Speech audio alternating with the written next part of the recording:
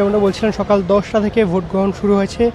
বিরতিবিহীন এখন পর্যন্ত চলবে বিকেল ৪টা পর্যন্ত। আমরা দেখেছি হেভিওয়েট প্রার্থী যারা আছেন, বিসিবির সভাপতি, আগের বোর্ডের সভাপতি আমিনুল ইসলাম এবং বর্তমান ভবিষ্যৎ বোর্ডের যে সভাপতি প্রার্থী আমিনুল ইসলাম বুলবুল, তিনি ভোট দিয়ে গিয়েছেন। এবং যারা আছেন এখন পর্যন্ত, আপনাকে একটু তথ্য জানিয়ে রাখি যে এখন পর্যন্ত যে ৫ই আগস্টের পরের যেই সভাপতি হয়েছিলেন ফারুক আহমেদ, বাংলাদেশ দলের সাবেক অধিনায়ক, তিনি এই বোর্ডের পরিচালক পদে নির্বাচন করছেন।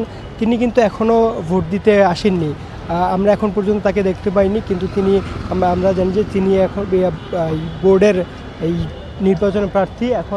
আমরা এখন আরও কয়েকজন কাউন্সিলর সহ কয়েকজন ভোট দিতে এসেছেন। আমরা একটু আগে দেখেছি যে আপনারা দেখতে পাচ্ছেন খালেদ মাসুদ পাইলট, যিনি বাংলাদেশ দলের সাবেক খেলোয়াড় ছিলেন, তিনি ঢুকেছেন, তিনিও কিন্তু নির্বাচন করছেন। খালেদ মাসুদ পাইলট এবং দেবব্রত পাল, এই দুজন কিন্তু একই ক্যাটাগরিতে নির্বাচন করছে। এই দুজনের মধ্যে প্রতিদ্বন্দ্বিতা হচ্ছে।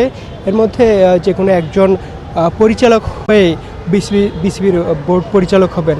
আপনাকে একটু ভোটারের সংখ্যা জানিয়ে রাখি, এখন পর্যন্ত যে ১৫২ জনের বেশি ভোটার আছেন এবং তারা অর্ধেকেরও বেশি ভোট দিয়ে গেছেন। এখন পর্যন্ত বেশ কয়েকজন বাকি আছেন, তারা আশা করা যাচ্ছে যে ৪টার মধ্যে এসে ভোট দিয়ে দেবেন।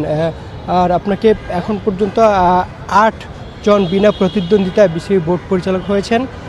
এনএসসি থেকে ২ জন এসেছেন, আর বাকি যে ১৫ জন আছেন, ১৫ জনের আজকের ভোটে নির্বাচিত হবেন।